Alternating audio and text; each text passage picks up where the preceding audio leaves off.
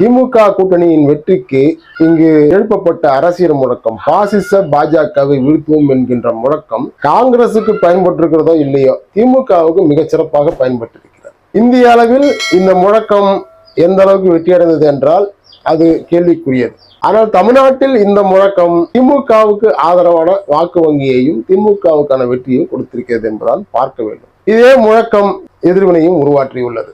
கடந்த தேர்தலிலே நாடாளுமன்ற தேர்தல் பாரதிய ஜனதா அதனுடைய வாக்கு வங்கி 4 விழுக்காடு 4.5 விழுக்காடு தான். ஆனால் இந்த தேர்தலிலே பாரதிய ஜனதாவினுடைய வாக்கு வங்கி மட்டும் 11 விழுக்காட்டிலிருந்து 12 விழுக்காடு தொட்டிருக்கிறது. அவர்கள் போட்டியிட்ட 24 இடங்களிலே 9 இடங்களில் 2வது இடத்தை பிடித்திருக்கிறார்கள். மற்ற இடங்களிலே அவர்கள் 3வது இடத்தை பிடித்திருக்கிறார்கள்.